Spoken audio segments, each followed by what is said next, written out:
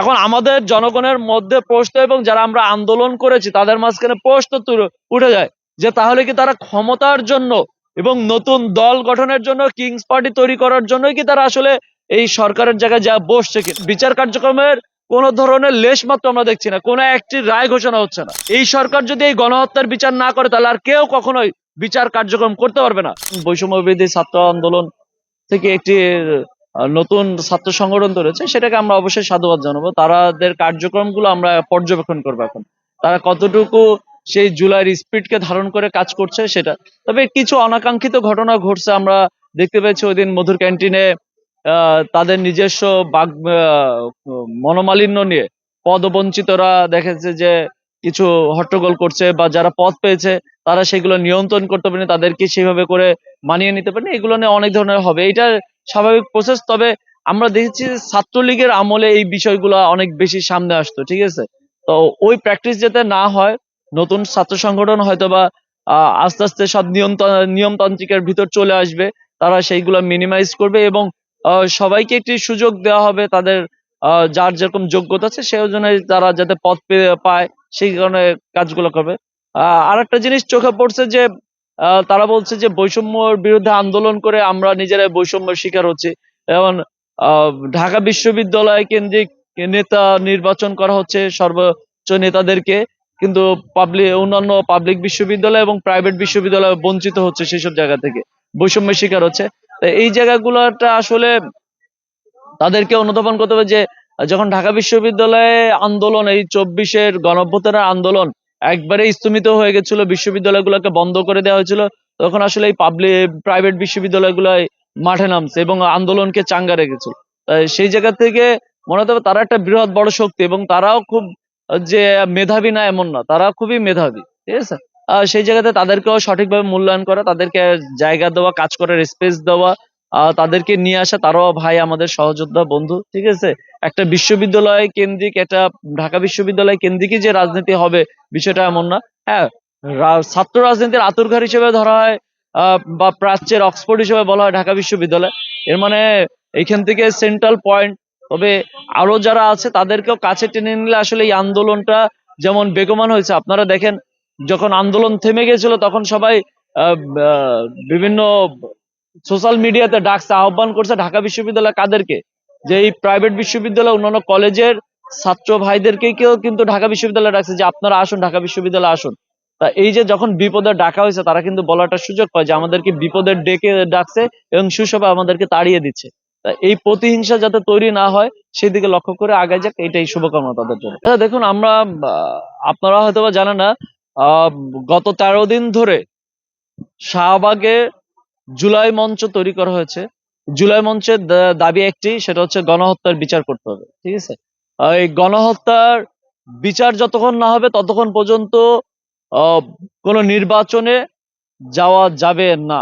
আমাদের একটাই দাবি যে হচ্ছে এই অন্তর্বর্তীকালীন সরকার যখন গঠন করা হয়েছে, আমাদের ছাত্র বন্ধুরা যখন এই অন্তর্বর্তীকালীন সরকারের অন্তর্ভুক্ত হয়েছে, তখন তারা বলেছিল আমরা 3 মাসের ভিতরে এই 2000 ছাত্র হত্যার বিচার ত্বরান্বিত করবে এবং জনগণের সামনে দৃশ্যমান হবে।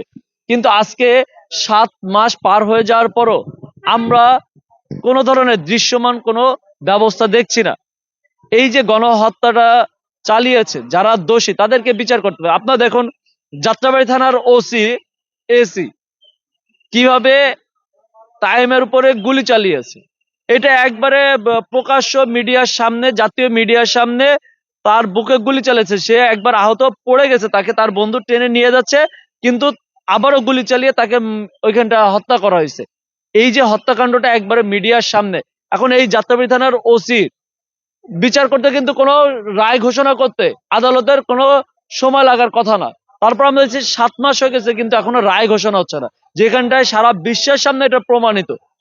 আপনারা জাতিসংঘের রিপোর্টে তুলে আসছে যে এইখানটায় গণহত্যা চালনা করা হয়েছে, যেখানটায় প্রশাসনের পুলিশের অনেকে দায়ী আছে এবং শেখ হাসিনা এবং আওয়ামী লীগ এটার সাথে জড়িত।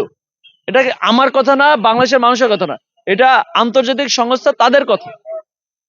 সেই জায়গা থেকে সেই রিপোর্টের বেসিস করে তো অন্ততপক্ষে এই জেনোসাইডের বিচার কার্যক্রম চালানো যায় এবং সেটা রায় ঘোষণা করা যায়। কিন্তু আমরা দেখছি যে আমাদের ছাত্র বন্ধুরাও এটা নিয়ে কথা বলছে না, যারা অন্তর্বর্তীকালীন সরকারে আছে তারা সেটা নিয়ে কথা বলছে না। কিন্তু আমরা দেখছি সেখান থেকে একজন পদত্যাগ করে নতুন দল গঠন করে সেটার প্রধান হয়েছে।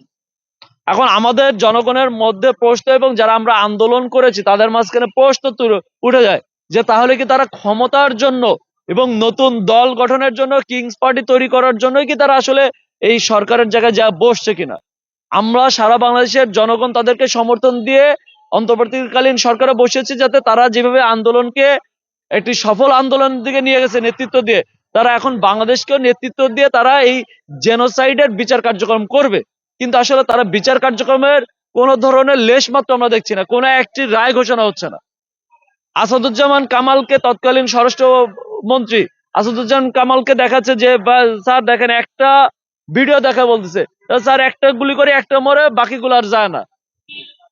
এই যে এই ব্যক্তিগুলো যে হুকুমদাতা, এটা সম্পূর্ণ প্রমাণিত। তাহলে তাদেরকে কেন ভারত থেকে নিয়ে আসা হচ্ছে না ইন্টারপোলের মাধ্যমে? কেন তাদেরকে এই 7 মাসে একজনকেও আনা হলো না? ভারতে আমরা জানতেছি তারা সবাই ভারতে পলায় আছে, এমন না তারা গুপ্ত ভাবে রয়েছে, তারা ভারতে আছে আমরা দেখতেছি। তাহলে তাদের নামে আন্তর্জাতিক অপরাধ ট্রাইব্যুনালে যদি মামলা হয়ে থাকে, তাহলে ইন্টারপোলের মাধ্যমে তাদেরকে আনা যায়, আনা সম্ভব, আইনে তাদের বিচার কার্যক্রম করা সম্ভব। কিন্তু এই ধরনের কোন ধরনের প্রসেস আমরা দেখছি না সরকারের পক্ষ থেকে নেওয়া হচ্ছে। এখন আপনারা বলতে পারেন এই সরকারই সব করবে। আসলে এই সরকার যদি এই গণহত্যার বিচার না করে, তাহলে আর কেউ কখনোই বিচার কার্যক্রম করতে পারবে না।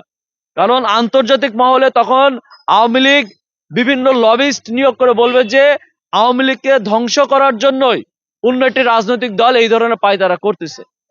এই ধরনের অনেক ধরনের পূর্ব ইতিহাস আমরা দেখেছি। জামাতের যারা দোষী ছিল, অনেকে যখন ফাঁসি দেওয়া কার্যক্রম শুরু হয়েছে, তখন এই ধরনের অনেক ধরনের কার্যক্রম আমরা দেখেছি, যে বুলিং ছুটতেছে সারা বিশ্বে।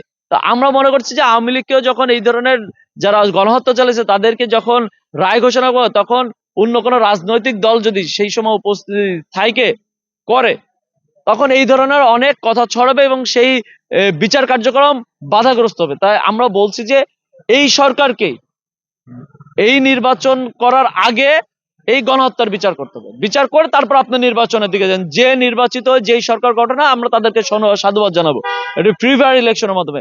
এই সংস্কার ওই সংস্কার বলে সময় কালক্ষেপণ না করে সবার আগে গণহত্যার বিচার করতে হবে।